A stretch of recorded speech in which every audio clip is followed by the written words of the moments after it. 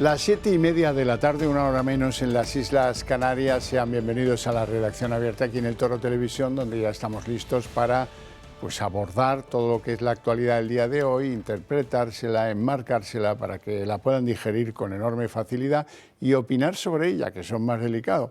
Y todo eso lo queremos hacer con dos valores que nos autoimponemos: la valentía y a la vez el rigor. Una cosa sin la otra no funciona.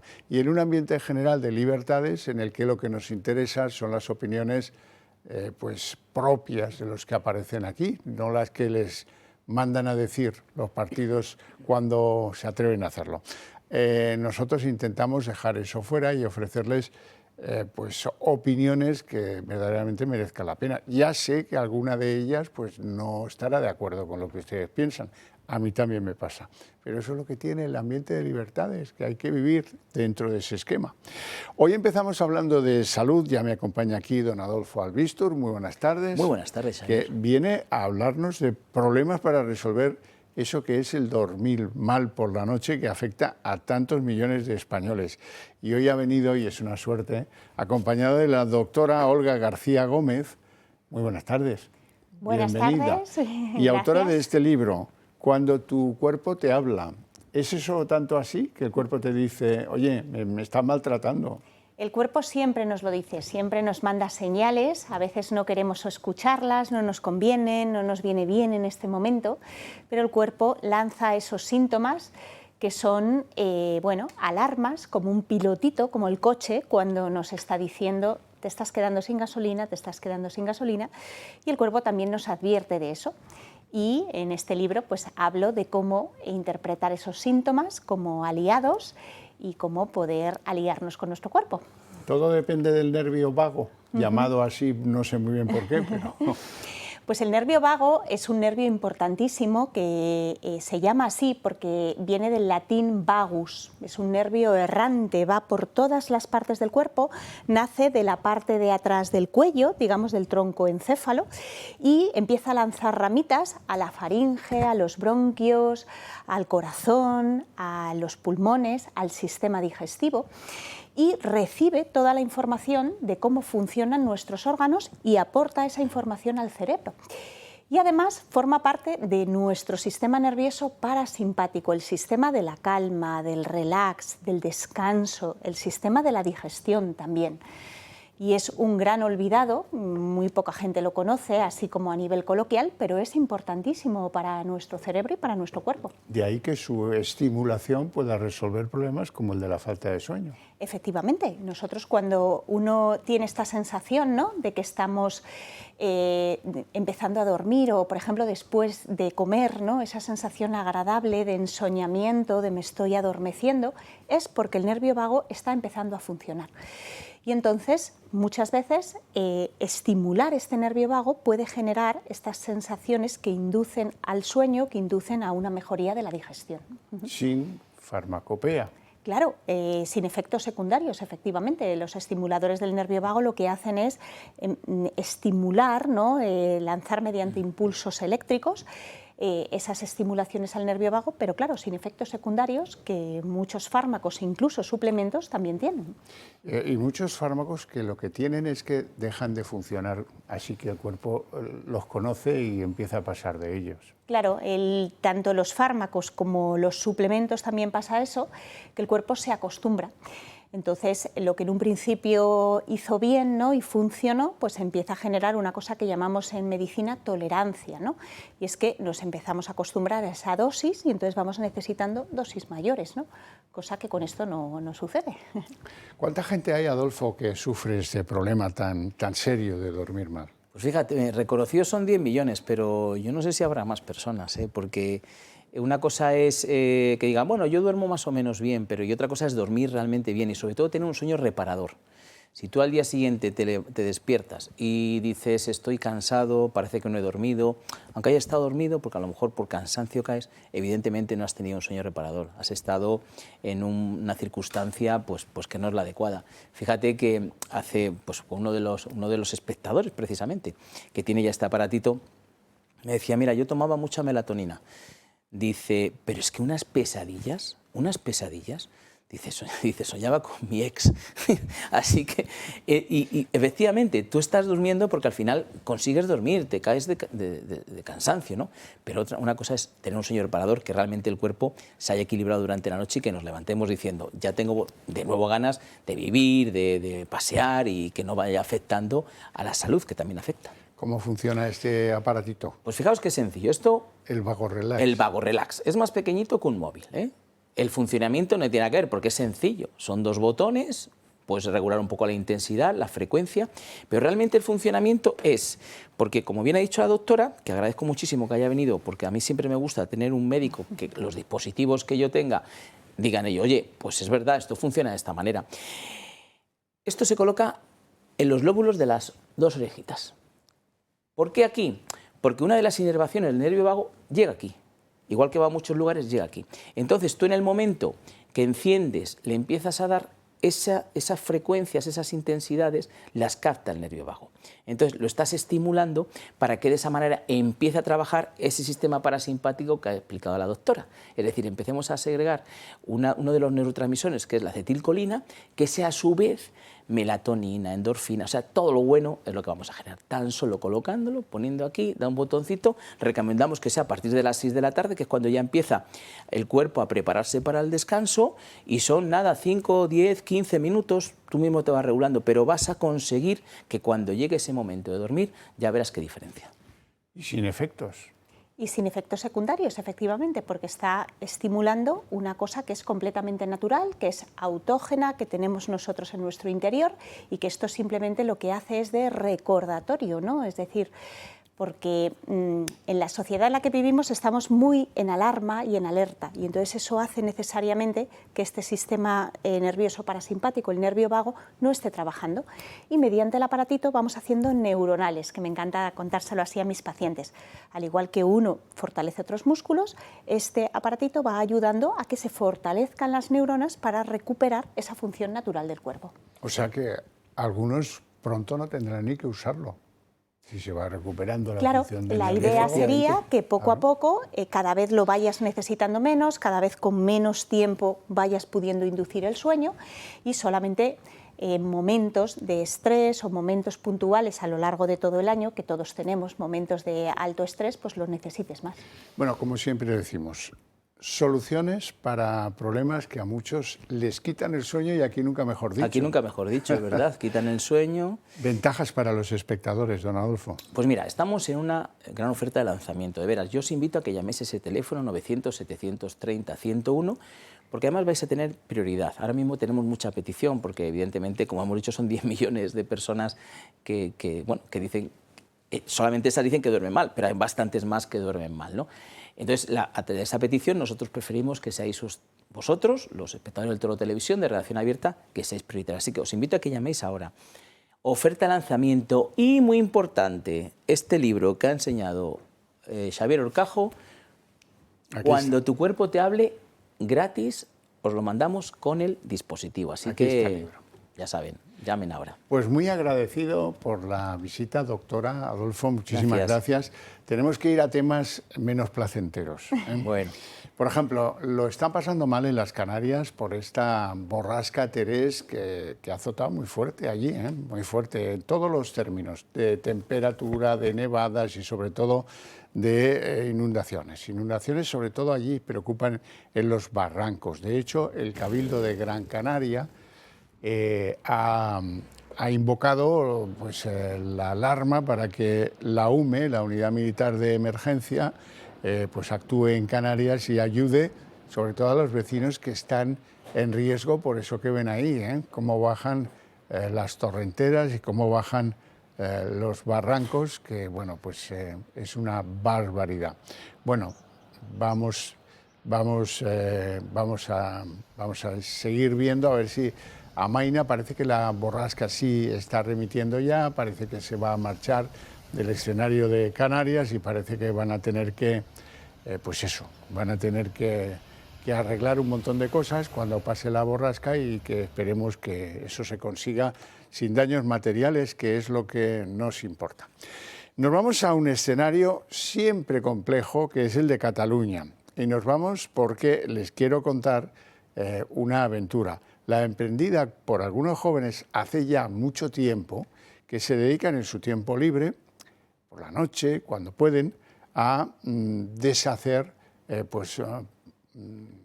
banderas esteladas, lazos y todo tipo de material independentista que todavía hoy se puede ver, no sé si en más o en menos medida, en las calles, en los pueblos y en las plazas de Cataluña. Don David Cosculluela, ¿cómo estamos? Buenas tardes, don Javier. Encantado de saludarle y gracias por darnos espacio en su programa. Muy buenas tardes, gracias a usted, porque este es un trabajo que ha llevado mucho tiempo, mucha paciencia, muchas actuaciones y muchos riesgos. Cuéntemelos. Bueno, son múltiples y variopintos. ¿Dónde empezamos? Porque esto es una singladura que empezó hace ya 7 años. Sí. Nació la Asociación Unión de Brigadas, que estamos legalmente constituida. Inscrita en el Ministerio del Interior. Todavía lamentablemente no hemos conseguido ser de necesidad pública, aunque verdaderamente creo que somos de mucha necesidad pública, puesto que mantenemos la neutralidad de los espacios públicos. Y quiero remarcar este dato, la neutralidad de los espacios públicos. ¿Por qué? Porque damos asistencia a todos aquellos ciudadanos que de una manera cívica, no quiero utilizar ya la palabra tan muñida de pacífica, que esto se obvia, que lo que se dedican es a la retirada de simbología legítima en el ámbito privado, ahí no vamos a entrar, pero de simbología que es partidista. Y una institución que es una institución de todos, una administración, en el momento que empieza a ondear una bandera estelada, como es el caso de muchos de los municipios en Cataluña, a los cuales acceden partidos de corte separatista, esa institución en la que retira lo que es la señera, que es la bandera de todos los catalanes, de cualquier sesgo político, la bandera deja legal. de ser la bandera legal. La bandera legal. Y retira también la bandera de España, pues esa institución deja de ser una institución para convertirse en un instrumento político. Y deja de ser, pues bueno, deja de hacer sus funciones de legitimidad, de seguridad jurídica, de neutralidad de las administraciones. Y eso es lo que Ciudadanos, a título anónimo, pues se dedican a la retirada de esos símbolos siempre de los espacios de titularidad pública. Quiero remarcar, desde la asociación les damos cobertura legal, logística y obviamente también ejercemos pues la denuncia administrativa, porque son muchas las instituciones usurpadas por partidos de corte separatista que lo que hacen es alimentar ese odio y dejan de convertirse, de ser una administración pública para convertirse pues en un instrumento político y mantener la tensión social que, bueno, que desde el Estado central se dice que no hay, pero verdaderamente, mire, don Xavier, usted que es economista como yo, me duele muchísimo que en Cataluña no tenemos presupuestos aprobados en la Genestapo y se están dando subvenciones a terceros países y hay números clausos para las becas comedor. La beca de un chaval son 7,25 euros día. Más del 30% de la población catalana pues está rozando el índice de la precariedad y sin embargo hay dinero para regar todos estos instrumentos políticos que se están utilizando desde la administración. Entonces, y que no son comunes, está claro.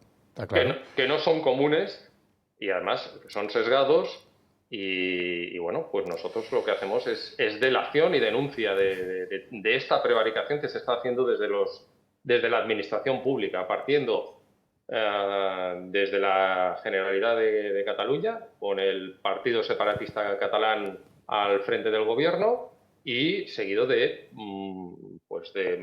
la gran parte de municipios que están gobernados pues por fuerzas separatistas. Déjame que le pregunte, descolgar símbolos independentistas de la fachada de un ayuntamiento o de esos mástiles gigantescos que hay a la entrada, en las rotondas de muchos pueblos en Cataluña, entraña un riesgo que tienen que asumir los de la Unión de Brigadas y no solo ese Correcto. riesgo, no solo ese riesgo, supongo que alguna vez alguna carrera habréis tenido que echar y supongo que pues luego alguien también sé que ha intentado arrebatar esos símbolos que Unión de Brigadas ha quitado de esas imágenes o de esas fachadas públicas, han querido recuperarlos buscándolos, a veces con unos métodos que me gustaría que contaras. Bueno, a ver, nosotros no huimos. Obviamente dices, bueno, ¿y por qué lo hacéis de noche? No queremos alterar el orden público, no queremos que haya enfrentamientos. Ya hemos dicho que la gente que hace esto anónimamente, pues lo que pretende es mantener la neutralidad de los espacios públicos y obviamente se expone claramente cuando interviene la policía, ya sea policía local o policía autonómica, ya sean pues la Guardia Urbana o la policía local del municipio o los Mossos de Escuadra, se les plantea cuál es la situación y que ellos están haciendo una dejación de funciones, están incumpliendo varios de los artículos del Código Penal, es decir, que están inclusive prevaricando porque no están evitando la comisión de un delito por parte de esa administración. Entonces, obviamente, nosotros nos ponemos a disposición y la asociación da cobertura a esos ciudadanos que han acometido esa actuación. Se les da total y absoluta cobertura. Son muchos los juicios en los que hemos tenido. Hay una denuncia por hurto y la verdad es que verdaderamente los casos quedan sobreseídos porque en ningún momento se está obteniendo ningún rédito económico en absoluto. Esto es una asociación que vive única y exclusivamente de donaciones particulares y de la propia gente pues que hace estas tareas. Es así. Sí, pero... Dígame, don Javier. No, iba a decir que amenazas sí sé que habéis tenido.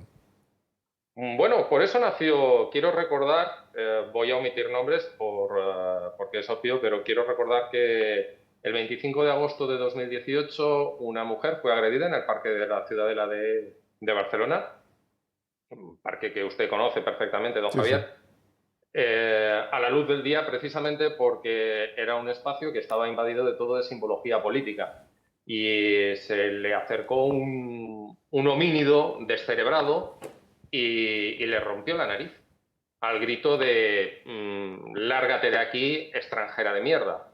Entonces, a partir de ahí, hubo la necesidad de crear la Asociación de Unión de Brigadas para dar precisamente cobertura a estas personas que nos sentimos, bueno, para dar cobertura a todos los catalanes, porque lo que insistimos, lo que pretendemos es mantener la neutralidad de los espacios públicos y hacer una delación directa de que la administración está prevaricando. Y lo peor de todo, a ver, es muy importante el tema de la simbología, porque a fin de cuentas algunos pueden decir, bueno, oye, sois al final un atajo de individuos que os dedicáis a retirar que más da un trapo que otro. No, es muy importante. Es muy importante porque, para empezar, el 99% de los catalanes votaron en su momento la Constitución española en 1978. Esto punto uno. Y votamos cuáles eran nuestros símbolos.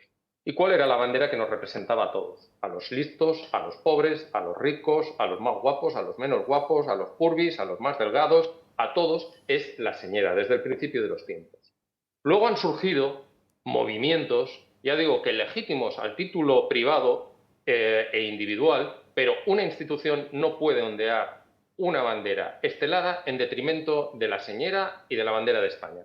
Porque remarcar, don Javier, la señera es la bandera también de todos los españoles, porque Barcelona es tan de los barceloneses como de la gente de Gerona, como de la gente de Quintanilla del Medievo o de Burgos. A fin de cuentas, las ciudades, los municipios en nuestro estado viven de las transferencias. El 80% del presupuesto de los ayuntamientos proviene de las transferencias del Estado, que el Estado lo constituimos todos y cada uno de los ciudadanos. Entonces, esta discriminación que se pretende hacer, estos dos bandos, y esta prevaricación y malversación de fondo público, cuando cada día lo vemos que los servicios públicos van peor, es verdaderamente un latrocinio directo al ciudadano que se esté financiando el separatismo en detrimento de los servicios públicos. Está y esto claro. También hay que remarcarlo. Hay que remarcarlo. ¿Tú has sufrido amenazas directamente, tu persona? Sí.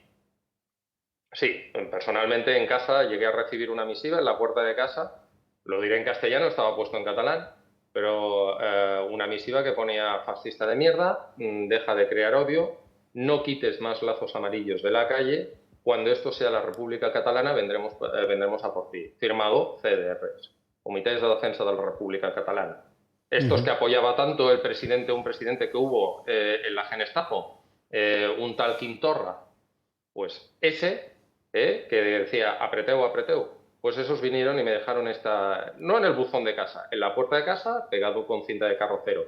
Y entre estas podemos decir unas cuantas que han recibido pues otros ciudadanos que han sido señalados. Puedo facilitaros en otra entrevista que queráis, pues puedo facilitaros vídeos e información de que gente que está señalada, perseguida y acosada. Claro, me entristece y me duele cuando dicen fuera de Cataluña que el tema del separatismo, pues bueno, ya como que se ha desinflado. No se ha desinflado. Está ahí, está en las instituciones. Y además ha nacido un nuevo partido, Alianza Charlatana, que meten en el mismo grupo pues a un señor que vino hace 30 años desde Extremadura o de Murcia para cotizar y para hacer crecer a Cataluña, lo meten en el mismo saco que con el niño del machete, con el chándal del Paris Saint-Germain, que ha entrado e irrumpido de manera ilegal y está pues viviendo de un subsidio. Y los de Alianza Charlatana los meten a los dos en el mismo saco, son los dos igual de deleznables. Y hay que diferenciar. Catalanes, pues los catalanes somos españoles, es una de las mejores maneras de ser español, como una de las mejores maneras de ser español puede ser asturiano, gallego, andaluz, castellano-leonés o castellano-manchego, o valenciano, o balear, o ceutí, o melillense. Está claro. David, vamos a ver una cosa. ¿Cuántos kilos de material INDEP habéis conseguido desarticular? Hemos perdido la cuenta, pero es cuantioso y Dios me libre de corregirle a usted, don Javier, pero maticemos, no es INDEP, es separatismo. Bueno. Aquí nadie ha ocupado a nadie. Material separatista, secesionista y rebelde. Sí, está claro, entonces, está claro.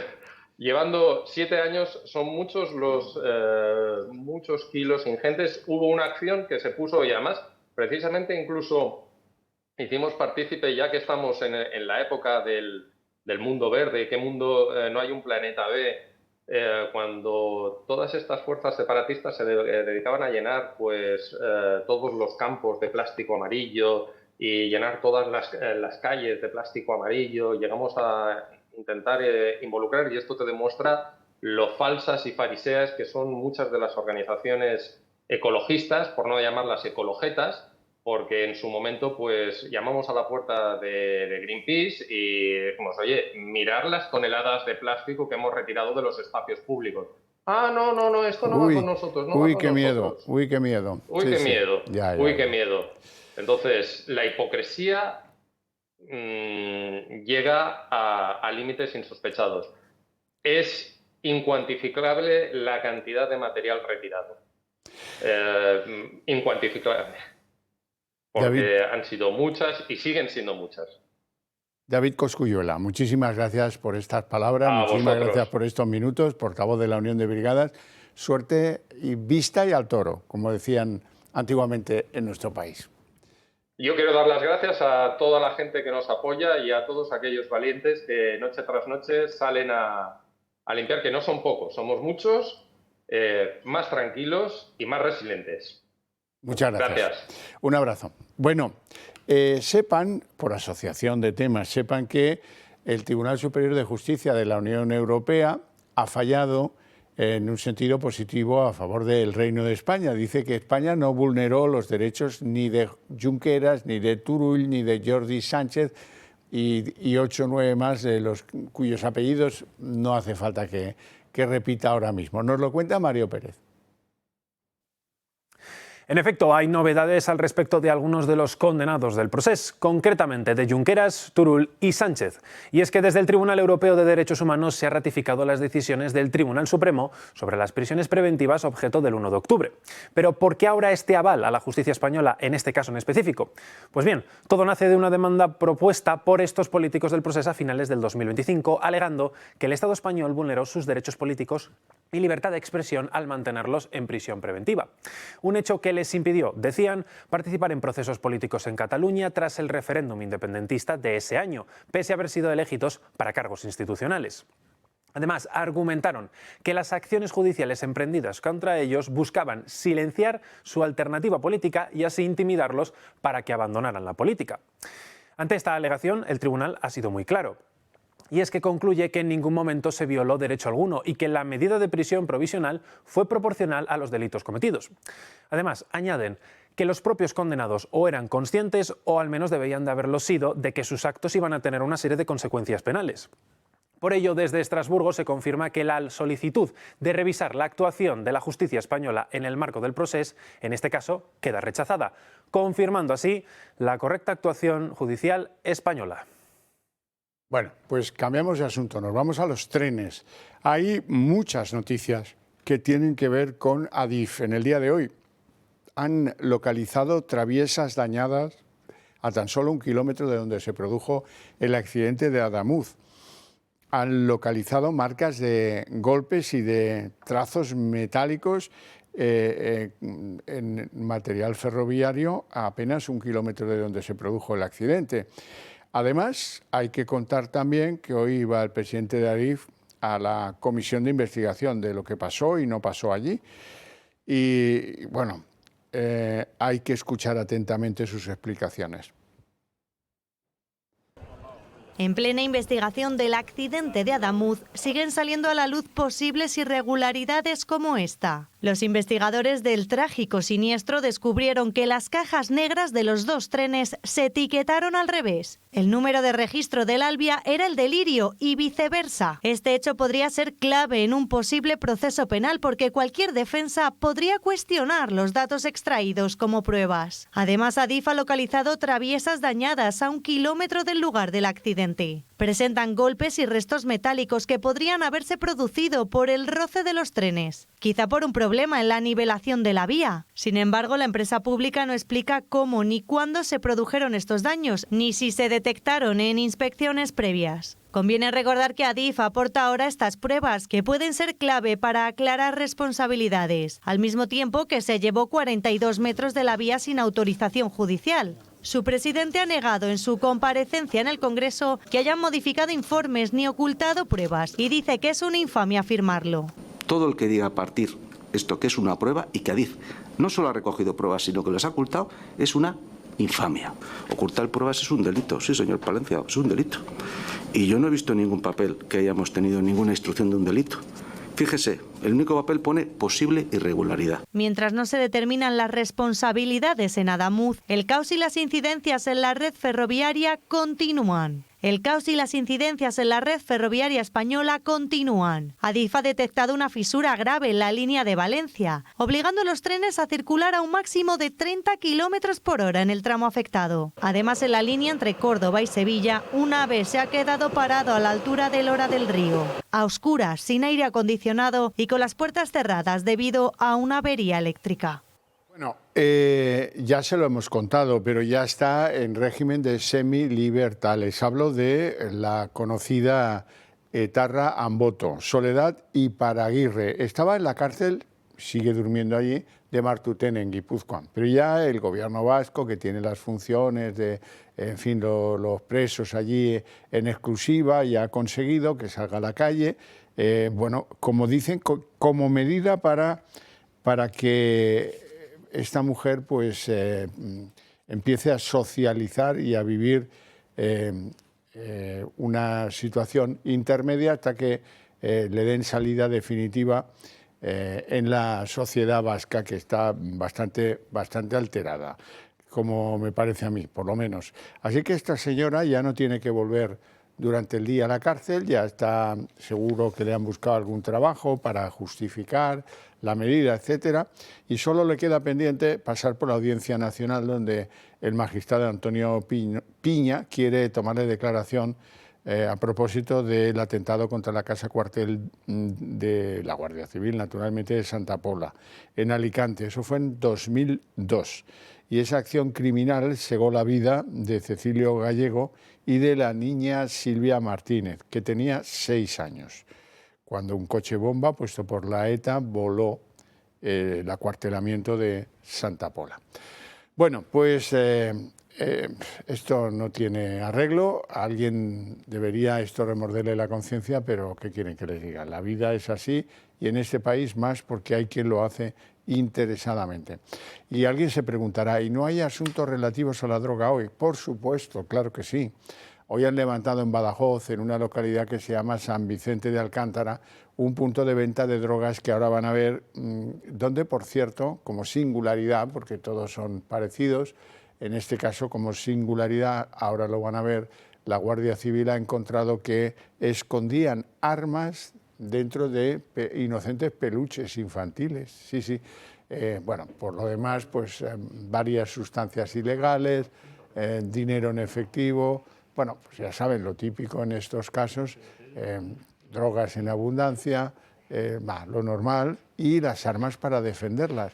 Pero, como digo, es curioso que las tenían escondidas, ahora estas imágenes nos lo van a mostrar, las tenían escondidas en peluches, tanto las armas como las drogas, para defender, pues ahí tienen las pistolas, etcétera. Nada, un día normal en un negocio ilegal que tenemos que perseguir y que nosotros estamos empecinados en que se decida con toda claridad que esto es un delito que afecta a la sociedad española y a su seguridad y no un delito contra la salud pública. Eso puede que hace 20 años fuera así, ahora nos jugamos mucho más todos en ello. Bueno, y hasta aquí el relato sobre las drogas.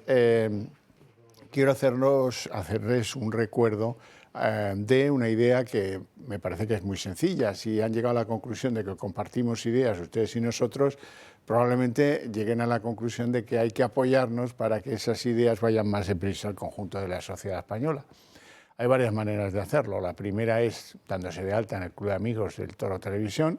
La segunda es plantearse hacer un donativo sabiendo que la ley permite que un buen porcentaje de ese donativo se lo puedan descontar de lo que van a tener que pagar de impuestos en el año 2026. Además, me piden en el club que les hable de su nueva singladura cultural. Se trata de ensalzar el Quijote. Y una serie que se llama Locos del Quijote, pues está a punto de empezar el 15 de abril hasta el 20 de mayo, donde pues aquí en Modesto de la Fuente 42, la sede del Toro TV, a las 19:30, todos los miércoles de ese espacio de tiempo que os he mencionado. Pero hay que inscribirse si queréis estar presenciales o si queréis seguir esto por online, que también se puede, ambas cosas son posibles, eso sí, hay que inscribirse, insisto. Dicen que quien entra en el Quijote ya no vuelve a leer igual. Y en la serie Locos por el Quijote descubriremos los capítulos más vibrantes de la obra de Cervantes, su contexto, su ironía y el juego entre realidad y ficción que dio origen a la novela moderna. Así es que os esperamos, no tardéis en inscribiros porque esto me da a mí que se puede quedar sin plazas fácilmente. Nos vamos a publicidad.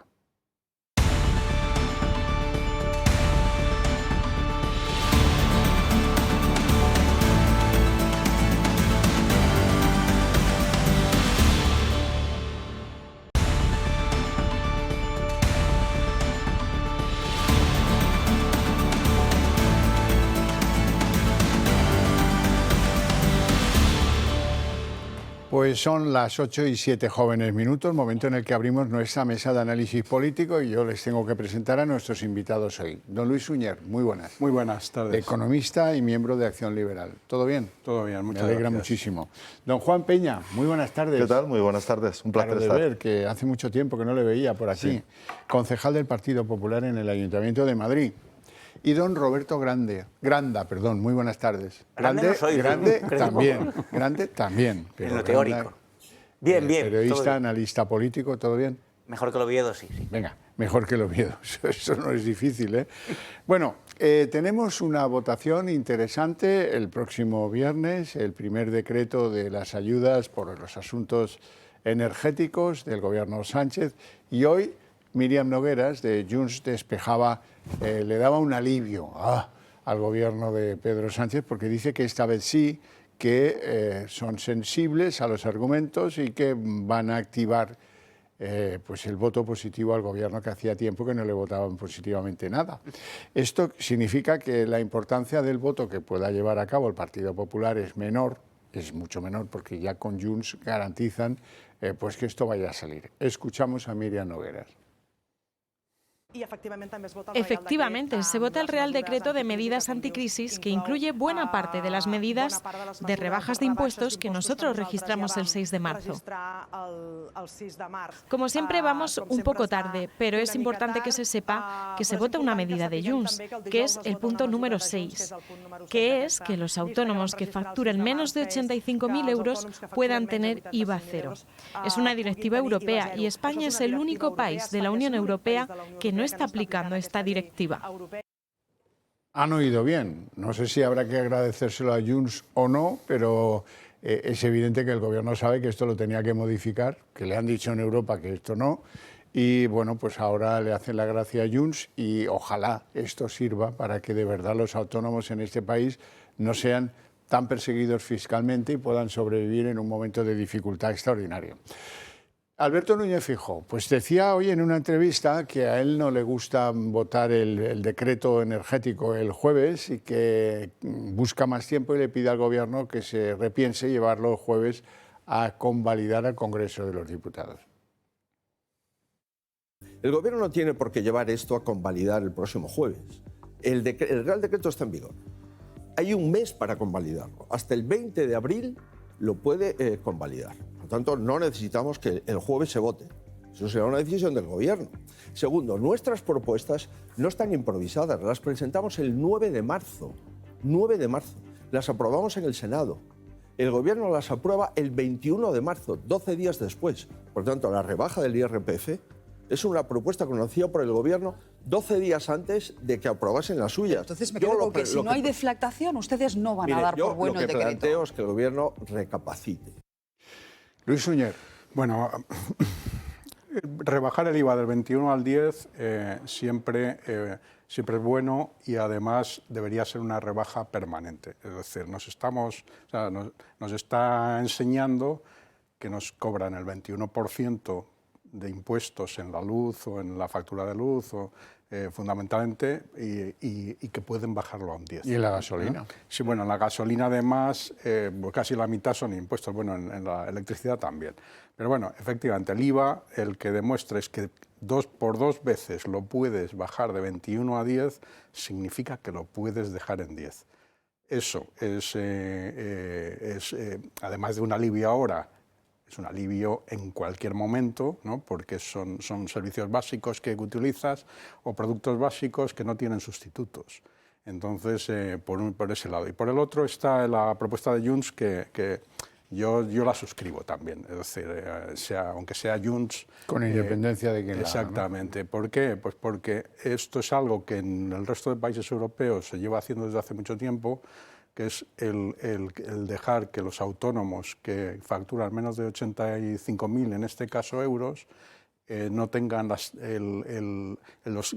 tengan un alivio... 85.000 anuales, perdón, sí, tengan un alivio burocrático y además un alivio en costes, porque no tienen que declarar el IVA, pueden que hayan facturado y no cobrado, entonces no tienes por qué gestionar en tesorería el IVA que soportas y repercutes, pero no solo eso, sino que además en los precios al consumidor final, esos autónomos pueden también utilizar el ofrecer precios más baratos, porque recordemos, el IVA es el 21%. Juan Peña. Vamos a ver, siguiendo al hilo de Junts, lo de Junts es un puro teatro porque dice, no, que se aplique, vamos a llevar una PNL, proposición no de ley al Congreso, o sea que no tiene ninguna vinculación, para, digamos, forzar al Gobierno a aplicar una directiva europea que tenía que estar aplicada ya desde principios de este año. Entonces, lo único que está haciendo el Gobierno es que está obligando a facturar el IVA a los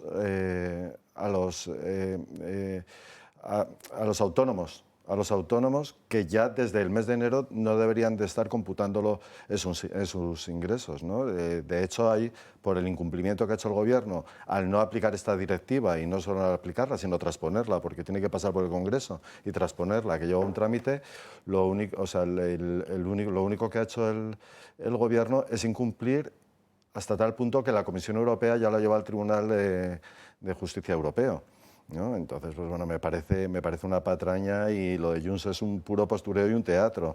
Y luego, respecto a lo que dice Feijóo, pues creo que tiene razón, tiene bastante razón por un simple motivo. Uno, porque son medidas que el Partido Popular, como ya he dicho, planteó en el Senado, medidas mucho más ambiciosas, porque necesitamos medidas ambiciosas, porque esta crisis va a agravar aún más la situación que tienen los ciudadanos de este país, y tenemos un mes para votarlo, tenemos hasta el 20 de abril. Lo suyo sería que el presidente del Gobierno, si tuviera altura de miras, si tuviera sentido de Estado, es que se reuniera con el jefe de la oposición, que representa al grupo mayoritario del Congreso de los Diputados, y de esta forma llevar conjuntos que representan la mayor esfera de ciudadanos posible.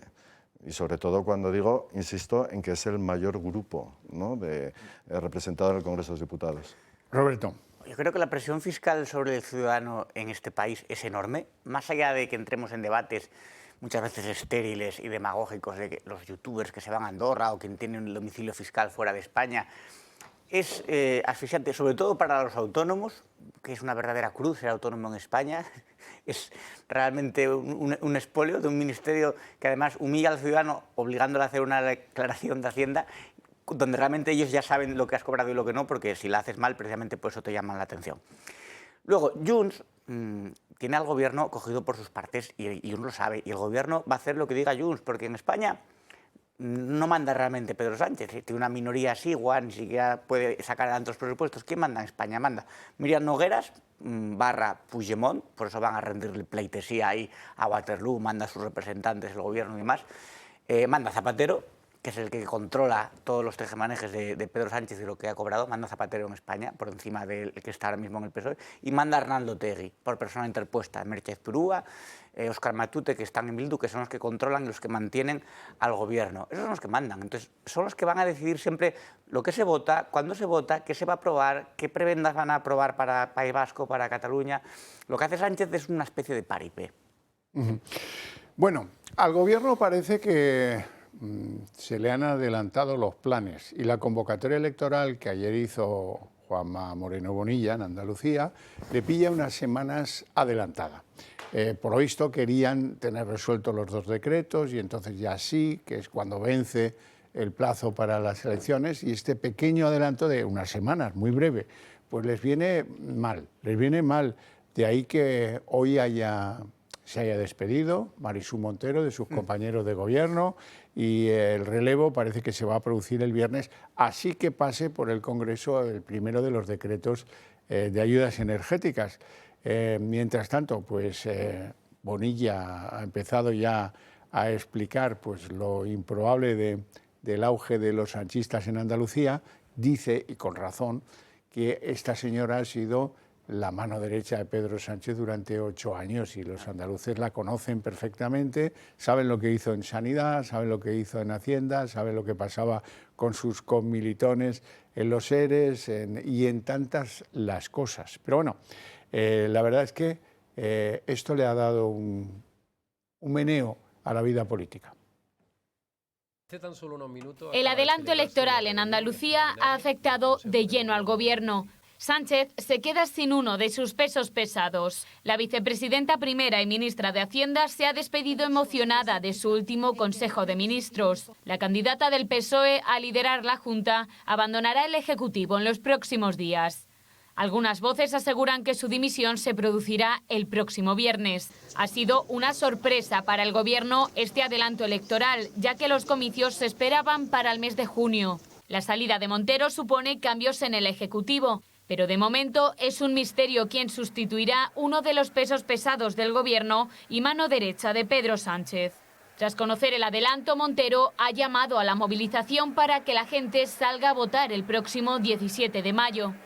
Procurar una gran movilización que va a ser abrumadora, que electoralmente yo creo que se va a expresar pues toda la convicción de los ciudadanos de Andalucía de que los tesoros más importantes que tenemos son la educación pública, la sanidad pública, la respuesta a la vivienda. Lo que sí está claro es que Montero sale del Gobierno sin haber presentado los presupuestos. Ay, bueno, pues efectivamente, ¿no? Creo que ahí ha estado todo el trabajo que hemos hecho, pero que tengo la certeza absoluta que la persona que me sustituya lo tomará y seguirá, ¿no?, con esta tarea tan difícil.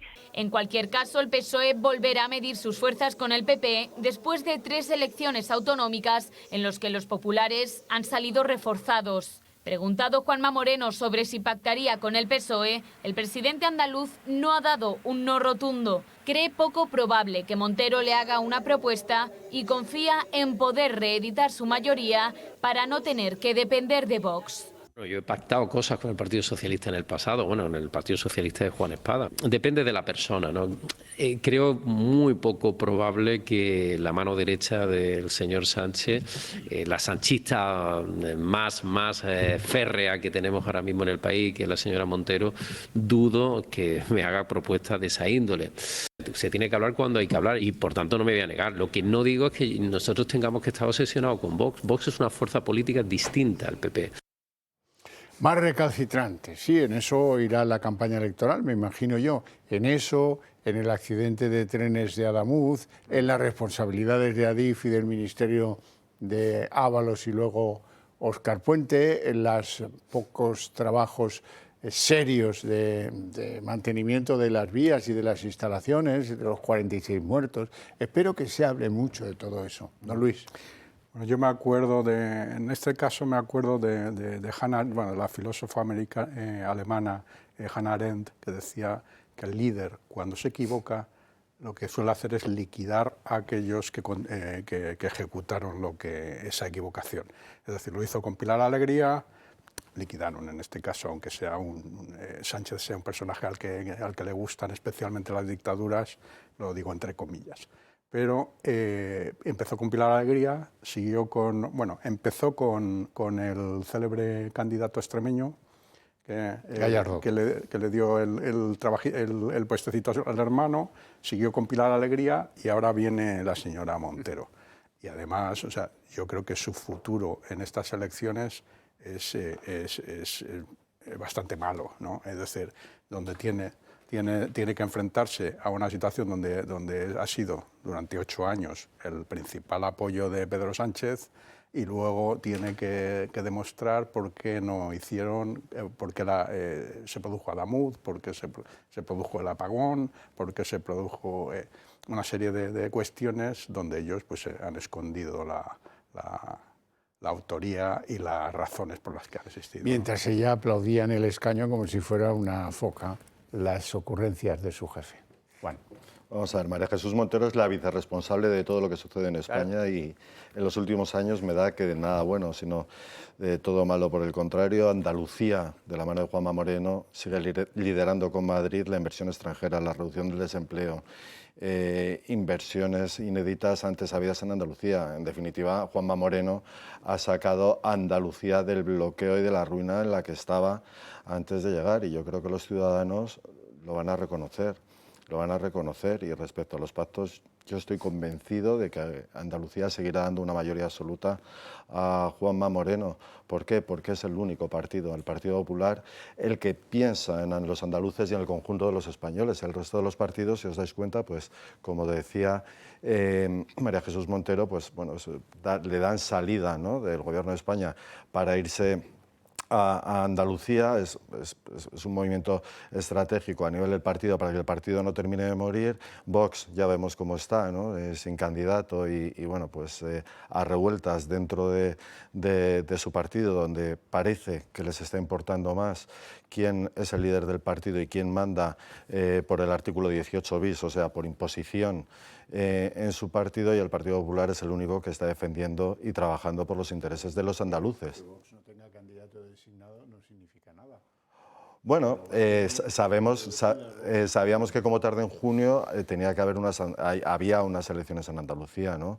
Y si tú quieres que tu partido esté preparado y ofrecer realmente una alternativa para Andalucía, yo creo que eso se empieza a trabajar bastante antes. Roberto. Bueno, son unas elecciones andaluzas especiales porque están marcadas por la tragedia ferroviaria, por la incompetencia del gobierno, bueno, incompetencia o negligencia, porque hay que ver también lo que pasó con el dinero de las ayudas europeas, que donde tenían que ir al arreglo de las vías, fueron a otra parte y las vías estaban como estaban, soldadas, unas antiguas con otras nuevas, un desastre del que nadie es responsable, y con esa sensación de que nunca pasa nada a pesar de los muertos que nos cuesta, ¿no? Siempre hay muertos por el medio por culpa de la corrupción y sus derivados, efectos secundarios, y luego no hay ninguna responsabilidad. Yo creo que aquí la cuestión es ver si Marisú Montero es capaz de bajar del récord histórico negativo del PSOE, que son los 30 diputados de Juan Espadas. Uno dice, ¿pero cómo? Aún así, ¿no? ¿El PSOE tiene 30? Pues sí, porque es que el PSOE tiene una red de clientelismo muy amplia del caciquismo socialista que estuvo instalado en Andalucía casi 4 décadas, y eso no se borra de la noche a la mañana. Hay que tener en cuenta que esta señora no solamente es vicepresidenta primera, es ministra de Hacienda, es vicesecretaria general del PSOE. Ahora va a dejar el Ejecutivo, pero no deja su acta de diputada. Y deja el ministerio sin haber presentado presupuestos. Y todo eso, con ese currículum, digamos así, en Madrid se va a presentar en Andalucía. Bueno, a ver, yo creo que Andalucía también tiene la labor de acabar con el fanatismo climático, con el derroche político y con la política también de inmigración masiva de puertas abiertas, porque por Andalucía es por donde entra muchísima inmigración, muchísima droga también, que tiene el problema del estrecho. Barbate, acuérdate de Barbate. Exacto. Y hay que tomar medidas, no solamente vale decir que tenemos un corazón así de ancho, sino que hay que tomar medidas concretas, no dar ayuda a los MENAs, no dar ayuda a los sindicatos, etcétera, que eso es importante también. Esas no te las va a aplicar Juanma Moreno Bonilla. Ya lo sabes, que lo que le gustaba era poder pactar con Espadas, como ha dicho él, ¿eh? Sí. Nos vamos a publicidad, volvemos en 2 minutos.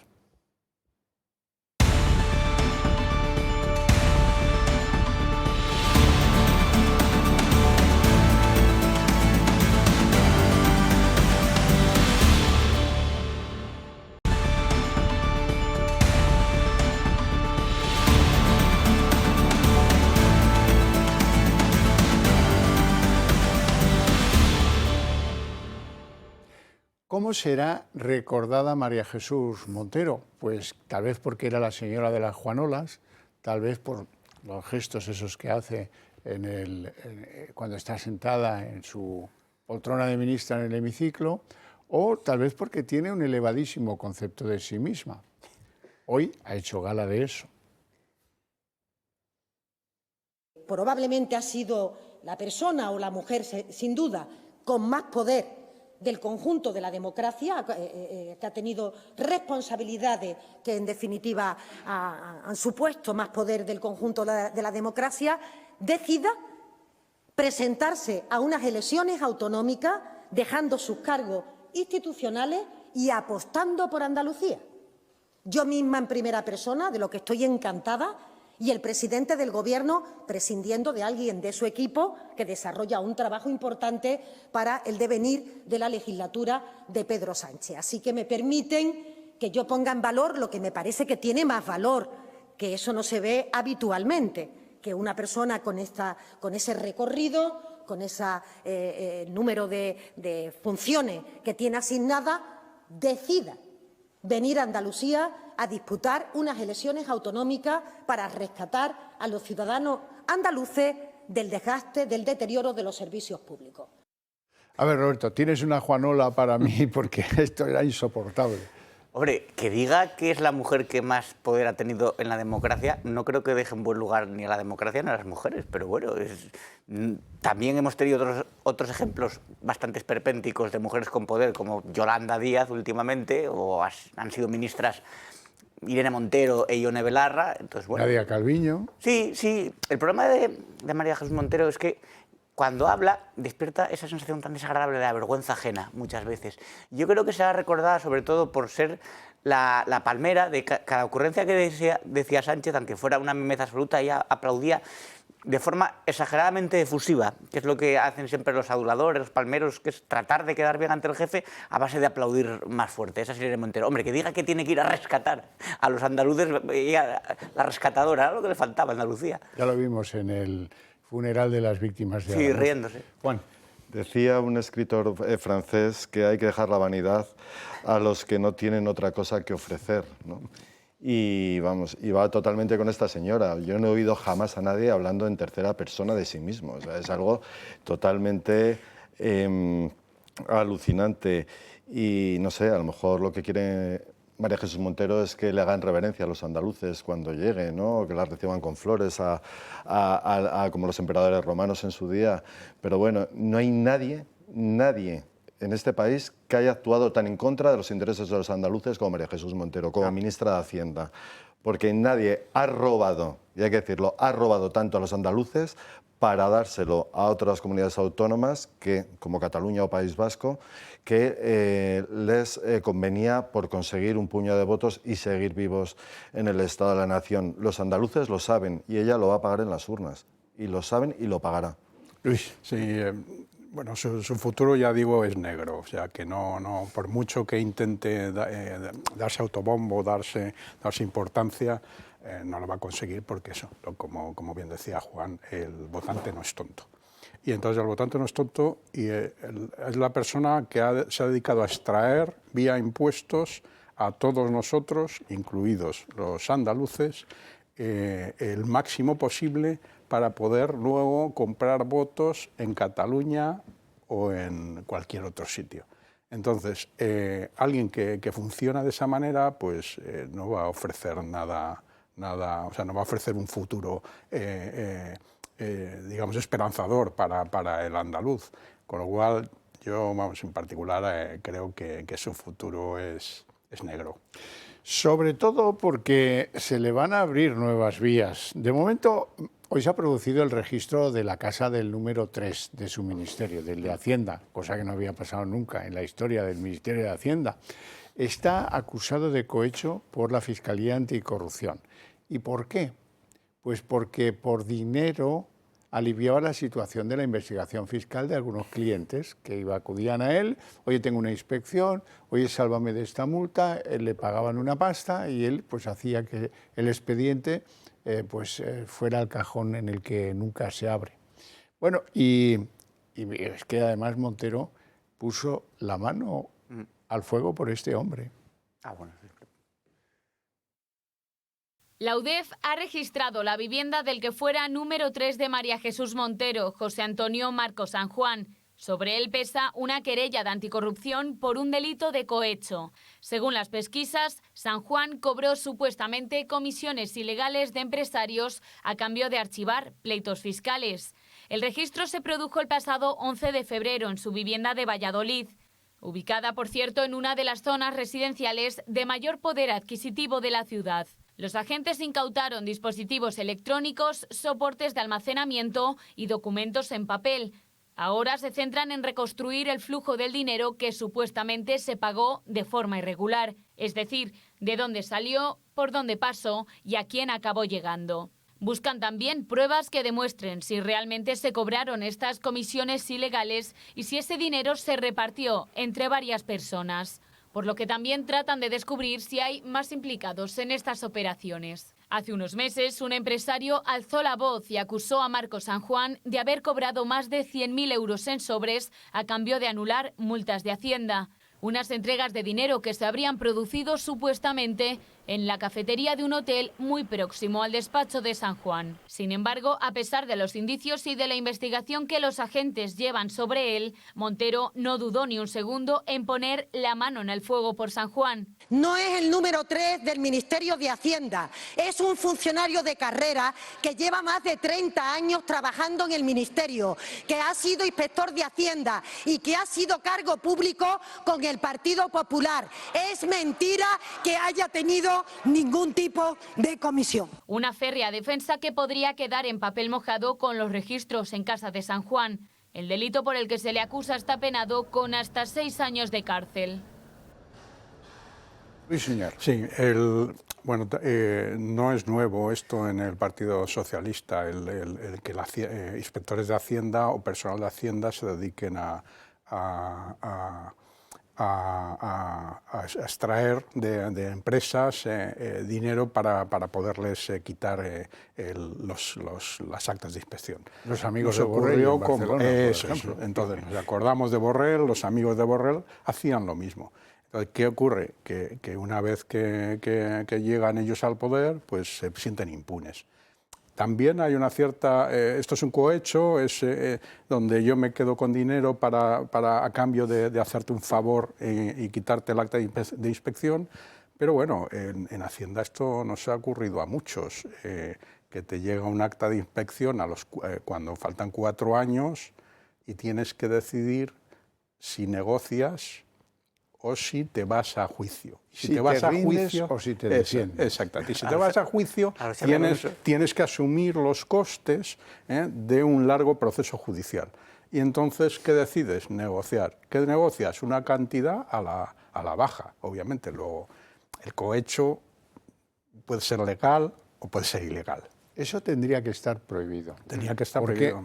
¿Por qué va a tener que aceptar Hacienda una cantidad a la baja? ¿Para no tener que demostrar el delito? Esa es la clave del tema. Eso no es decente, ni moral.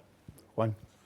Bueno, esta señora puso la mano en el fuego por Cerdán, claro. Se quemó, la ha puesto por este señor, la puso por este señor, se ha quemado. Y para que nos entienda la gente que nos está viendo desde casa, estamos hablando de un señor que se dedicaba a romper expedientes de Hacienda de defraudadores a cambio de cobros ilegales. O sea, tú me pagas y tú para Hacienda ya no existe. ¿Y qué está pasando en el resto de la sociedad española? La clase media española, que estamos frita a impuestos, y si se te olvida poner un dígito en la declaración de la renta, te abrasan, te cobran retrasos, te cobran multas y estás perdido, totalmente perdido. Sobre todo, y eso nunca tendrás presunción de inocencia. No, seguro. Ahora, dejemos actuar a la justicia lo que pasa aquí, y dejemos actuar a la justicia y que diga y que determine. Pero lo que está claro es que la corrupción está extendida en todo el gobierno, de una forma generalizada, en todos y cada uno de los ministerios. Roberto. Claro, pero una cosa es que ya al ciudadano de su nómina le quite un porcentaje altísimo para financiar los chanchullos de esta banda, porque luego no se ve reflejado en los servicios públicos. Y la gente dice, pero si las carreteras cada vez están peor, la sanidad está colapsada, la educación brilla por su ausencia y están los chavales hacinados en los colegios. Y otra cosa es que sea el propio Ministerio de Hacienda el que tenga dentro, no sé si manzanas podridas, pero corruptos que sean ya directamente los que roban, los que rompen expedientes, los que están puestos ahí, por mucho que la defienda la señora Montero con esa vehemencia, ¿no? Que parece que cuanto más voces pegue, más razón tiene, y no suele ser así, suele ser justo al revés. Pero claro, es lo que decía Juan, es que han puesto la mano en el fuego por todos, han puesto la mano en el fuego por Ábalos, por Santos Cerdán 5 minutos antes de entrar en la cárcel, por el fiscal general. Toda esta gente, todo lo que ha ido saliendo era, hasta que se fue demostrando, hasta que fueron imputados, hasta incluso que entraron en prisión, ultraderecha, fango, bulos, el fascismo que cabalga desbocado por España.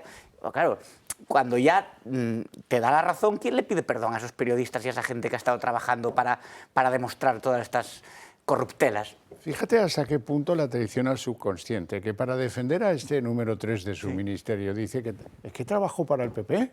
A ver qué me están diciendo. Será funcionario, pero es de libre asignación tuyo, y tú lo has nombrado de libre asignación en tu número 3. Pero cuando la cosa circula en esos términos, ¿qué te diré? Que no. A mí me gustaban los exámenes orales. Lo que no he conocido nunca son los consultores orales. ¿Qué es lo que dice ser Zapatero respecto de Julito, el de la empresa esta de nombre ya que es de cómico puro? Análisis Relevante Martínez Sociedad Limitada. Bueno, pues con ese nombre y aun a pesar de él, resulta que el tal Julito cobró pues 1.200.000 euros por hacer favores a Venezuela y a China, o a las empresas de Venezuela y de China. Así es que esto aquí, el más tonto en el PSOE hace relojes. La consultora Análisis Relevante SL, propiedad del amigo íntimo de Zapatero, Julito Martínez, cobró 1,2 millones de euros por prestar supuestos trabajos de asesoría. Hasta ahora conocíamos un único cliente, que era la aerolínea Plus Ultra, por la que el gobierno de Pedro Sánchez pagó 53 millones de euros públicos. Pues bien, según revela el diario El Mundo, fuentes conocedoras de esas operaciones dicen que hay más clientes, al menos 6 clientes, junto con Plus Ultra, que acudieron a la consultora en busca de favores para lograr negocios en Venezuela y en China. Recordemos que esta consultora se nutría de los trabajos de Zapatero y presumía de las buenas relaciones internacionales, las buenas influencias internacionales que tenía. Zapatero sí aseguró que él trabajó para la consultora, que había relaciones con Plus Ultra, pero se desvinculó de cualquier irregularidad y no nombró ningún otro cliente. Y por su parte, Julito Martínez fue detenido, sigue investigado por estas operaciones y en el caso Plus Ultra, que sigue bajo secreto de sumario.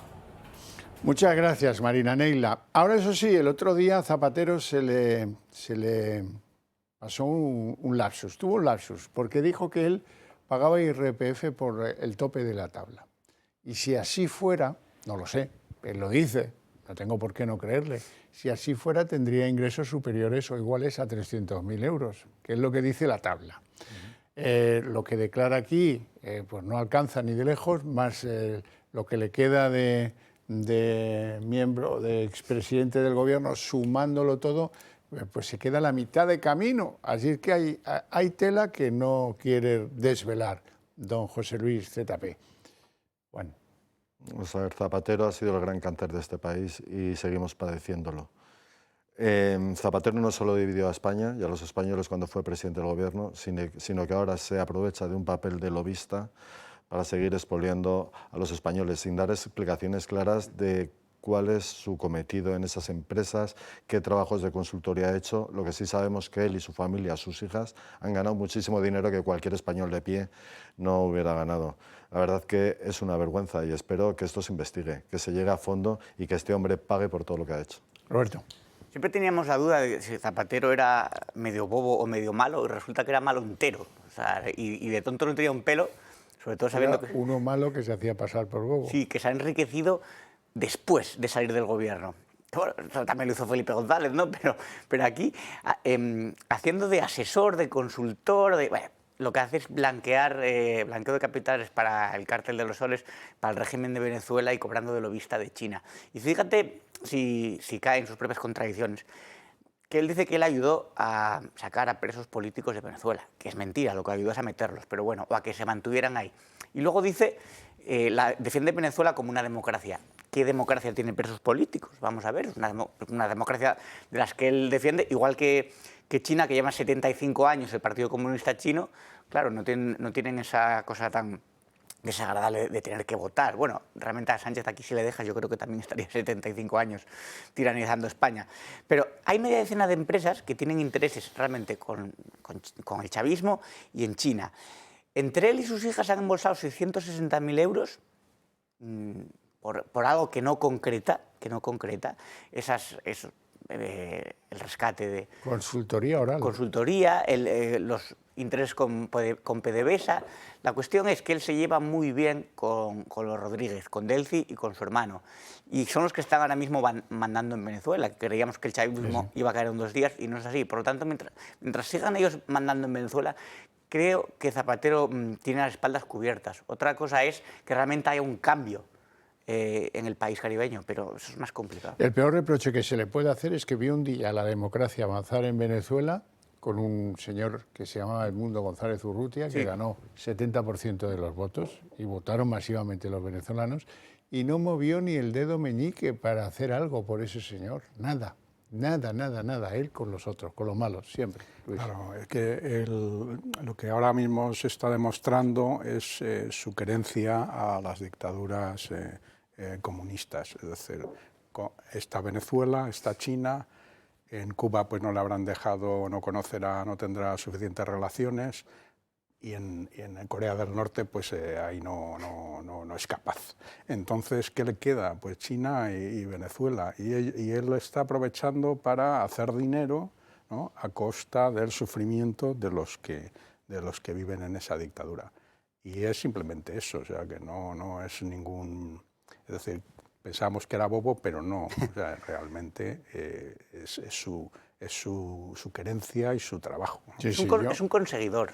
Yo me creo y me cuesta porque no son personajes de gran credibilidad. Me creo a Ábalos y Koldo cuando le dice Koldo a Ábalos: al imbécil este ya se le ha acabado el argumento, ya le han dado la ayuda a esa plus ultra que quería. ¿Os acordáis, no? Eso era muy revelador, ¿eh? No. A veces... Zapatero nos avergüenza a todos y tiene amigos de dictadores vivos. O sea, eso es gravísimo. Y si pasáis por Barajas, en la Terminal 4 están aparcados los 2 aviones de Plus Ultra, uno de ellos casi desmontado, que para eso sirvió el rescate que hicimos del dinero de todos los españoles.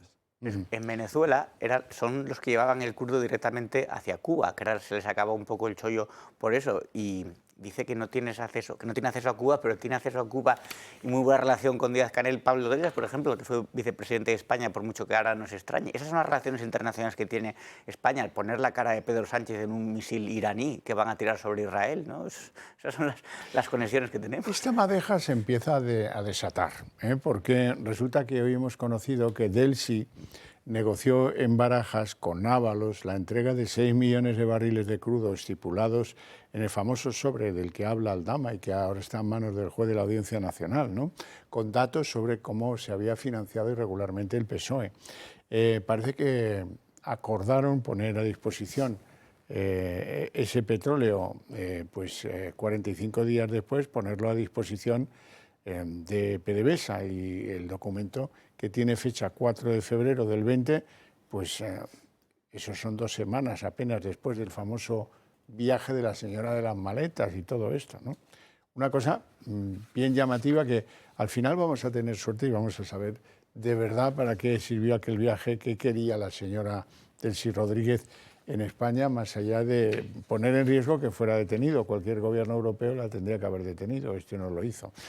Bueno, sigo y no paro, porque es que ayer os contábamos aquí cómo unas grabaciones de 2 personajes, uno del PSOE, otro de las cloacas, se preguntaban: oye, vamos a ver, y si yo hago esto por vosotros, ¿cómo me vais a pagar? ¿Esto vale 20.000 euros? Sí, 20.000 euros. Yo ya tengo permiso de Santos Cerdán para que se te paguen los 20.000 euros. Lo que no queda claro es por qué, si era por los audios de Villarejo sobre las saunas, si era por alguna movida esta de Leire Díez, todas estas historias. Bueno, hoy lo llamativo es que descubren otras conversaciones que publica El Confidencial, que las operaciones encubiertas se pagaban con cargo a los gastos electorales, en este caso de la campaña del PSC, que luego dirán que es otro partido, ¿no? La campaña de Salvador Illa de 2024, que ahí, dice, me lo dan con una campaña, en concreto con unos gastos exagerados en banners de esa campaña electoral de Illa. Es que la pillería, de verdad que esto es de Lazarillo de Tormes para arriba. Sí, bueno, ya al final buscan instrumentos para canalizar el dinero, que además es dinero que procede de los impuestos de los españoles, porque recordemos, bueno, casi siempre es de los impuestos de los españoles, otras veces viene de Venezuela. Pero el mecanismo, es decir, bueno, yo pongo una publicidad en un medio que nadie lee, ¿no?, y ese medio es el que al cobrar pues os transfiere el dinero. Entonces, bueno, es burdo Sí, no, muy sofisticado no. No, muy sofisticado, o sea, que lo puedes seguir fácilmente. O sea, esto, la policía al final, ¿en qué se basa? Pues sigue el dinero, ¿no? Sigue el dinero. Pues aquí al menos podían haber ejecutado algo más trabajado. Bueno, es que el sistema judicial ya no da abasto. Ahora, cada día es una cosa nueva. Ahora nos enteramos que ella llegó dopado a las elecciones con dinero extra para su campaña, pero ¿hay algún tipo del Código Penal que estos señores no toquen? De verdad, o sea, les falta el homicidio, el asesinato, el resto los tienen ya todos tocados, sobre todo donde hay dinero. Donde hay dinero, los delitos pecuniarios los tienen todos cubiertos y supercubiertos. Va a haber que ampliar el Código Penal porque se van a inventar estos señores ya tipos penales que no existen. O sea, de chanchullos, de trafiqueo, de todo. O sea, es que es increíble ya, y yo creo que lo más grave es que lo que nos queda por saber de muchas cosas. Sí, es como que la corrupción es algo intrínseco al PSOE, está en su naturaleza, es como la fábula del escorpión y la rana. Lo que pasa es que en aquella fábula el escorpión se hundía también con la rana y estos tratan de salvarse siempre de cualquier forma. El PSC no es un partido distinto al PSOE, lo que pasa es que es la rama nacionalista, es como las brigadas internacionales que tienen en Cataluña el PSOE, pero ya no hay diferencia, porque claro, son tan nacionalistas como el PSOE central, por así decirlo, en pactos con Puigdemont. Salvador Illa tiene el mote, entre otros, del enterrador, el sepulturero. Sabemos su papel en la pandemia y cómo realmente lo pusieron de ministro de Sanidad, un señor que es licenciado en filosofía, para luego promocionarlo para ir a Cataluña. Eso es lo que le importa al PSOE, las vidas de los españoles. O sea, los que te decían, mientras tanto, que salías al balcón a las 8 de la tarde a aplaudir, mientras los españoles aplaudían, estaba muriendo, esta gente estaba robando con el tema de las mascarillas, estaba robando para la campaña en Cataluña, y es robar continuamente. Pero ya digo, es algo que es en su naturaleza. El PSOE lleva toda su existencia así, desde que se fundó, desde que lo fundó Pablo Iglesias. Pose, ¿no? Dejas aquí 100 euros dentro de una cartera y si viene alguien del PSOE te lo desvalija, o sea, es así. Bueno, Juan, vamos a terminar hoy el programa con Almeida y cómo le ha parado hoy los pies a Maroto, que supongo que estarías presente. Vamos a escucharlo. Y usted tiene que pedir perdón, porque yo todavía no le he oído una palabra de condena al yerno de Savignano. Ni una. Y esas mujeres que están en esas saunas están explotadas. Y no le he dicho ni oído nunca una sola palabra. Que cuando usted estaba en el gobierno de las juergas de Tito Berni, con señoritas de compañía, usted... ¿Pero de qué se enteraba usted, señora Maroto, como ministra? ¿De qué se enteraba, señora Maroto? Señora Maroto, no guarde silencio. Compórtese. Esto ni es el Consejo de Ministros ni las saunas de Savignano. Esto es un lugar serio y respetable. Ni el Consejo de Ministros ni las saunas de Savignano. Compórtese, señora Maroto, aunque le cueste. Irónico y duro a la vez, ¿no? No, y además con toda la razón. Otra ministra designada por Sánchez, ¿no?, que viene a estrellarse a Madrid y encima hoy ha venido al Pleno del Ayuntamiento de Madrid a hablar de feminismo, con la que estaba cayendo en su partido, cuando tenían a Salazar subiéndose la bragueta delante de las señoras que allí estaban, ¿no? Con las saunas de Savignano, de la que no abres la boca. Esta señora, que en su despacho se fraguaron muchas negociaciones, ¿no?, del trama de hidrocarburos, y esta señora, de verdad que vienen con la frente alta, es que, de verdad, lecciones nos pueden dar cero. Como dice mi compañero Álvaro González, lecciones cero. Se le ha olvidado al alcalde de Madrid recordar que también, además de mujeres en las saunas, había menores marroquíes, brasileños. Pero bueno, lo ha hecho como tiene que ser. No tenemos tiempo para más. Si acaso, para que yo agradezca a mis invitados su presencia en el programa y sobre todo sus opiniones, y a ustedes su interés y su paciencia. Para ustedes hay premio, porque a la vuelta de publicidad arrancamos aquí el día en 30 minutos.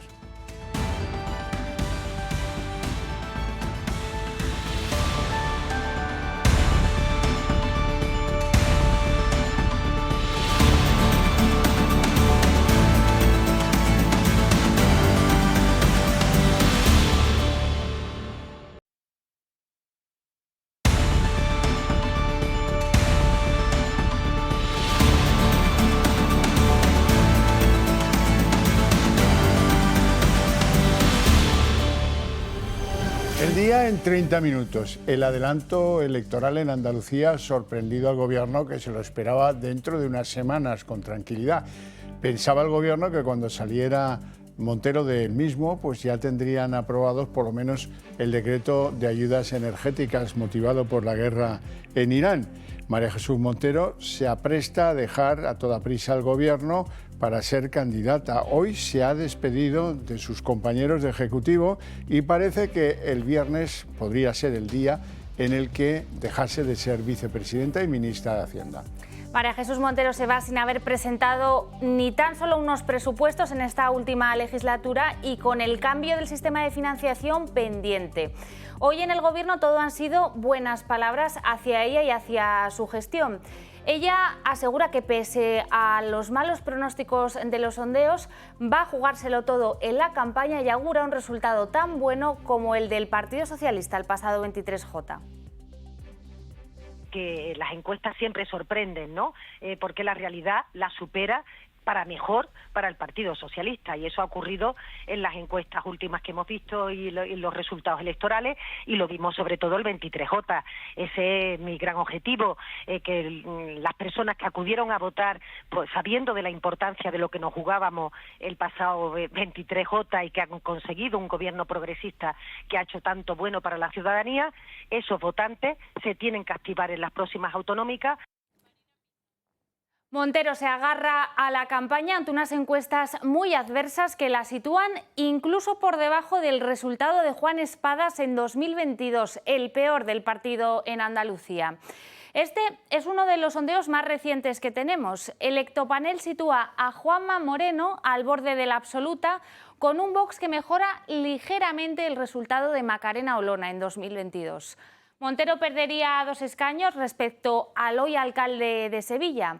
Esta otra encuesta que van a ver, que es de febrero, no es de este mes, presenta una panorámica parecida. El Partido Popular roza de nuevo la absoluta y se libraría de la dependencia de los de Vox. El Partido Socialista vuelve con una caída de la que se beneficiaría, como ven aquí, la izquierda más radical.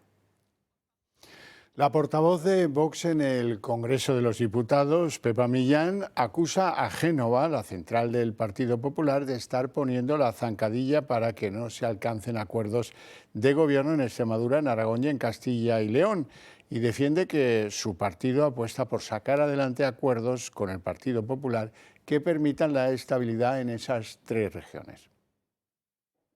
Nosotros le pediríamos al Partido Popular que sea discreto y que trabaje con seriedad y que lo que nos tenga que comunicar en cuanto a las negociaciones nos lo comunique a nosotros, que pueden hacerlo perfectamente y no a través de ningún plato de televisión. Y vamos medida a medida y acuerdo a acuerdo, con garantías y con plazos de cumplimiento.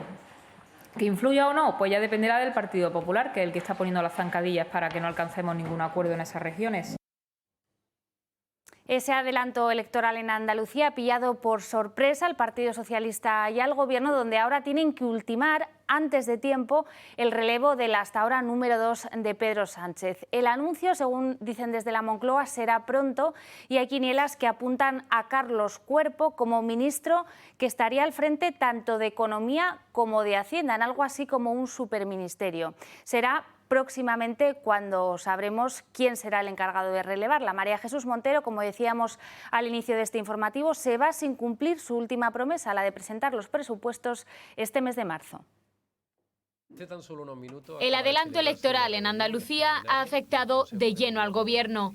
Sánchez se queda sin uno de sus pesos pesados. La vicepresidenta primera y ministra de Hacienda se ha despedido emocionada de su último Consejo de Ministros. La candidata del PSOE a liderar la Junta abandonará el Ejecutivo en los próximos días.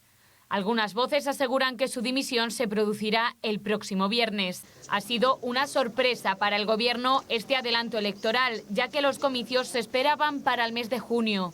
La salida de Montero supone cambios en el Ejecutivo, pero de momento es un misterio quién sustituirá uno de los pesos pesados del Gobierno y mano derecha de Pedro Sánchez.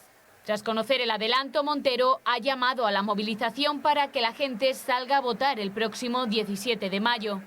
Procurar una gran movilización que va a ser abrumadora, que electoralmente yo creo que se va a expresar pues toda la convicción de los ciudadanos de Andalucía de que los tesoros más importantes que tenemos son la educación pública, la sanidad pública, la respuesta a la vivienda. Lo que sí está claro es que Montero sale del gobierno sin haber presentado los presupuestos. Ay, bueno, pues efectivamente, ¿no? Creo que ahí ha estado todo el trabajo que hemos hecho, pero que tengo la certeza absoluta que la persona que me sustituya lo tomará y seguirá, ¿no?, con esta tarea tan difícil. En cualquier caso, el PSOE volverá a medir sus fuerzas con el PP después de 3 elecciones autonómicas en los que los populares han salido reforzados. Preguntado Juanma Moreno sobre si pactaría con el PSOE, el presidente andaluz no ha dado un no rotundo. Cree poco probable que Montero le haga una propuesta y confía en poder reeditar su mayoría para no tener que depender de Vox. Yo he pactado cosas con el Partido Socialista en el pasado, bueno, en el Partido Socialista de Juan Espada. Depende de la persona, ¿no? Creo muy poco probable que la mano derecha del señor Sánchez, la sanchista más férrea que tenemos ahora mismo en el país, que es la señora Montero, dudo que me haga propuestas de esa índole. Se tiene que hablar cuando hay que hablar y por tanto no me voy a negar. Lo que no digo es que nosotros tengamos que estar obsesionados con Vox. Vox es una fuerza política distinta al PP. Ya están convocadas las elecciones autonómicas de Andalucía, adelantadas apenas unas semanas, pero ¿qué cambian en el panorama político español? Bueno, hombre, pues en primer lugar cambian el gobierno, del que hoy ya se ha despedido María Jesús Montero, la mano derecha de Sánchez en los últimos 8 años.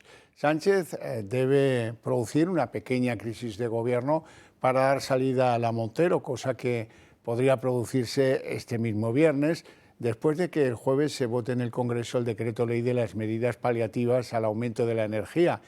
¿Quién heredará entonces el Ministerio de Hacienda?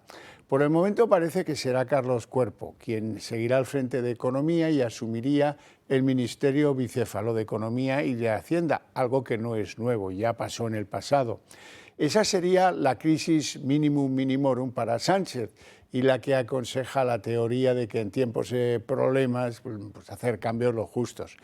En el Partido Popular, aunque Feijóo dice que se enteró ayer a las 6:30 de la tarde de la convocatoria andaluza, Moreno Bonilla es el gran candidato pepero con más posibilidades de renovar su mayoría absoluta. Todo dependerá de la actuación de Vox en estas elecciones y de que mantenga su ritmo alcista de progreso en el número de votos. Moreno Bonilla no lo tiene fácil, puesto que Andalucía tiene muchas provincias, concretamente 8, y los restos siempre acaban por decidir buena parte del arquitrabe del que gana las elecciones. Lo que sí queda claro es que ahora urgen acuerdos en Extremadura, Aragón y Castilla y León. Les conviene a ambos, al PP y a Vox, especialmente a Vox, porque no será bueno dejarle ese flanco al descubierto a Moreno Bonilla y que diga que es, pues oye, que si quieren que les gobierne alguien y que no estén los gobiernos pendientes, pues lo mejor es que le voten a él. Ese es el argumento que de ningún modo Vox tiene que consentir que asome en la campaña electoral. Y todo apunta a que el Gobierno va a pasar el próximo jueves el primer examen a sus medidas anticrisis. Hoy Junts ha anunciado que dará luz verde al primer decreto, al económico, a cambio de que el Gobierno se pliegue a su exigencia de eximir del IVA a algunos autónomos. Con el sí de Junts y con el no de Podemos, el Gobierno ya no dependería del Partido Popular. Efectivamente, se vota el Real Decreto de Medidas Anticrisis, que incluye buena parte de las medidas de rebajas de impuestos que nosotros registramos el 6 de marzo. Como siempre vamos un poco tarde, pero es importante que se sepa que se vota una medida de Junts, que es el punto número 6, que es que los autónomos que facturen menos de 85.000 euros puedan tener IVA cero. Es una directiva europea y España es el único país de la Unión Europea que no está aplicando esta directiva. El líder del Partido Popular, Alberto Núñez Feijóo, ha reclamado hoy al Gobierno que retire la votación del Real Decreto Ley que recoge el paquete de 5.000 millones para paliar las consecuencias económicas de la guerra de Irán, previsto para el jueves, y que siga negociando con el principal partido de la oposición, algo difícil porque el texto está ya publicado y en marcha en el Boletín Oficial del Estado y está en vigor. Feijóo no ha querido desvelar si apoyarán o no el decreto. Haremos, dice, lo que consideremos oportuno, aunque la posición del Partido Popular vaya a ser mucho menos relevante desde que se conoce que Junts va a votar positivamente el decreto. El Gobierno no tiene por qué llevar esto a convalidar el próximo jueves. El Real Decreto está en vigor. Hay un mes para convalidarlo. Hasta el 20 de abril lo puede convalidar. Por lo tanto, no necesitamos que el jueves se vote. Eso será una decisión del Gobierno. Segundo, nuestras propuestas no están improvisadas. Las presentamos el 9 de marzo. 9 de marzo. Las aprobamos en el Senado. El Gobierno las aprueba el 21 de marzo, 12 días después. Por tanto, la rebaja del IRPF es una propuesta conocida por el Gobierno 12 días antes de que aprobasen las suyas. Entonces me quedo con que si no hay deflactación, ustedes no van a dar por bueno el decreto. Lo que planteo es que el Gobierno recapacite. Y el petróleo vuelve hoy a subir y ya supera los $100 el barril tras la bajada de ayer. El efecto del anuncio de Trump comienza a diluirse este martes con un encarecimiento del crudo y con una pequeña bajada, eso sí, del precio del gas aquí en España. En cuanto a los combustibles, la gasolina y el diésel bajan unos céntimos respecto al día de ayer, pero siguen sin recuperar niveles previos a la guerra. Especialmente en el caso del diésel, el precio medio se sitúa hoy en el €7 por litro, manteniéndose en niveles elevados y con menos margen de descenso. ¿Y qué pasa con la luz? Bueno, la electricidad acumula ya 2 días consecutivas de subidas y se dispara hoy hasta los €54 el megavatio hora. Se trata, atención, de un incremento del 60,72% respecto al día de ayer. Delcy Rodríguez, la ahora presidenta encargada de Venezuela, negoció en Barajas con José Luis Ábalos la entrega de 6 millones de barriles de crudo estipulados en el sobre de Aldama, ese que encierra los secretos de la financiación ilegal del PSOE. Según los datos aportados a la justicia por Aldama, resulta que Ábalos y Delcy acordaron la puesta a disposición de petróleo de PDVSA durante 45 días, los siguientes al encuentro. El documento está fechado el 4 de febrero de 2020, 2 semanas apenas después de la accidentada visita de la entonces ministra del Gobierno de Nicolás Maduro. Y poco a poco van apareciendo detalles sobre el trabajo que realizaba verdaderamente la consultora del amigo de José Luis Rodríguez Zapatero, cuya actividad ayer él reconoció desconocer. Según publica hoy el diario El Mundo, Análisis Relevante habría cobrado más de 1 millón de euros por favores a empresas chinas y venezolanas. Marina Neila. La consultora Análisis Relevante SL, propiedad del amigo íntimo de Zapatero, Julito Martínez, cobró 1,2 millones de euros por prestar supuestos trabajos de asesoría. Hasta ahora conocíamos un único cliente, que era la aerolínea Plus Ultra, por la que el gobierno de Pedro Sánchez pagó 53 millones de euros públicos. Pues bien, según revela el diario El Mundo, fuentes conocedoras de esas operaciones dicen que hay más clientes, al menos 6 clientes junto con Plus Ultra, que acudieron a la consultora en busca de favores para lograr negocios en Venezuela y en China. Recordemos que esta consultora se nutría de los trabajos de Zapatero y presumía de las buenas relaciones internacionales, las buenas influencias internacionales que tenía. Zapatero sí aseguró que él trabajó para la consultora, que había relaciones con Plus Ultra, pero se desvinculó de cualquier irregularidad y no nombró ningún otro cliente. Y por su parte, Julito Martínez fue detenido, sigue investigado por estas operaciones y en el caso Plus Ultra, que sigue bajo secreto de sumario. La histórica militante etarra Amboto, que cumple una condena de más de 400 años de cárcel en la prisión Donostiarra de Martutene, ya tiene esa condición de semilibertad en la que solo está obligada a ir a la prisión a dormir. El resto del día puede salir y trabajar. El régimen de semilibertad que le concedió el gobierno vasco. A pesar de eso, pues tiene prevista una declaración sobre el atentado contra la Guardia Civil, contra el acuartelamiento de la Guardia Civil de Santa Pola, Alicante, donde murió una niña de apenas 6 años, además de otro ciudadano. Ese será el final de las pesquisas judiciales contra Soledad y Paraguirre, Amboto. Y siguen apareciendo pruebas que evidencian irregularidades en las actuaciones posteriores al accidente de Adamuz y que podrían complicar ahora la investigación judicial. Según hemos podido saber este martes, el Ministerio etiquetó de forma al revés las dos etiquetas, las dos cajas negras de los dos trenes que se accidentaron en Adamuz. Hoy, por cierto, ha declarado el presidente de Adif y ha negado ocultación de pruebas.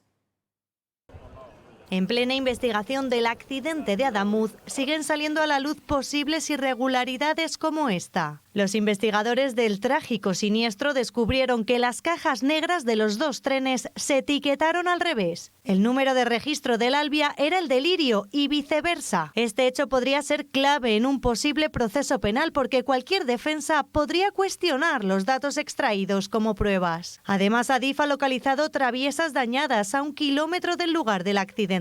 Presentan golpes y restos metálicos que podrían haberse producido por el roce de los trenes, quizá por un problema en la nivelación de la vía. Sin embargo, la empresa pública no explica cómo ni cuándo se produjeron estos daños, ni si se detectaron en inspecciones previas. Conviene recordar que Adif aporta ahora estas pruebas que pueden ser clave para aclarar responsabilidades, al mismo tiempo que se llevó 42 metros de la vía sin autorización judicial. Su presidente ha negado en su comparecencia en el Congreso que hayan modificado informes ni ocultado pruebas y dice que es una infamia afirmarlo.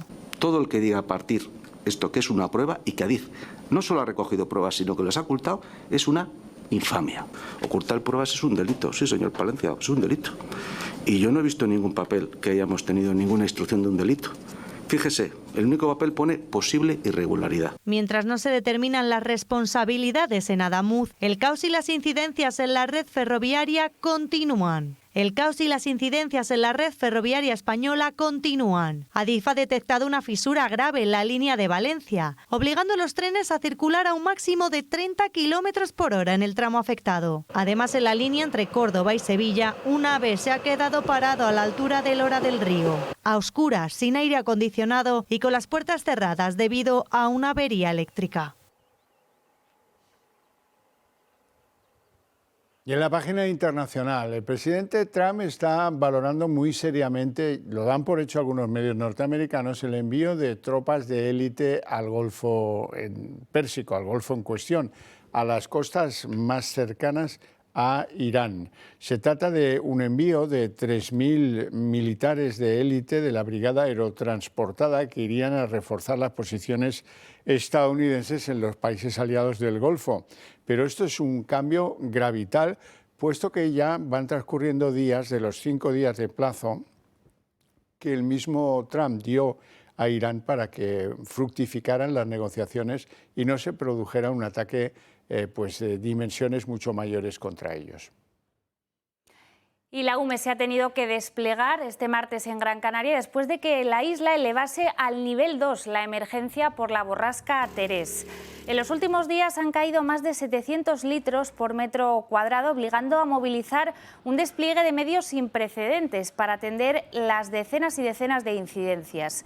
Ahora mismo hay 19 presas que han llegado al límite de su capacidad, mientras que 12 carreteras están cortadas por hundimientos del terreno. La borrasca Terés ha obligado a suspender las clases mañana en Tenerife, La Palma y Gran Canaria. Y los testigos de Jehová han cambiado su doctrina y se abren ahora a aceptar transfusiones de sangre siempre que sean de la misma persona que las va a recibir. Se trata esta de una de las prohibiciones más antiguas y más controvertidas de esta confesión. Sus fieles han interpretado durante años que la Biblia les impedía recibir donaciones y ahora se limitan a prohibirlas si son de sangre ajena. Los expertos consideran que es un intento de limpiar su carácter sectario. Bueno, Marina, y algunos cobrarán sus participaciones del Gordo de Navidad. 3 meses después de la polémica, los primeros agraciados han empezado ya a cobrar este martes esos décimos de lotería. Ya saben que en Villamanín una asociación vendió más papeletas de las que había y se encontró con un agujero de 4 millones de euros. Al final, cada agraciado denuncia al 10% del premio para que todos lo puedan cobrar. Lo cierto es que en el pueblo no todos están contentos con esta decisión. Bueno, es aquí el día en 30 minutos. Les deseamos una feliz noche a todos, especialmente a los que continúen con nosotros, con el Toro TV. Y le dejamos con Miguel Gutiérrez. Hasta mañana.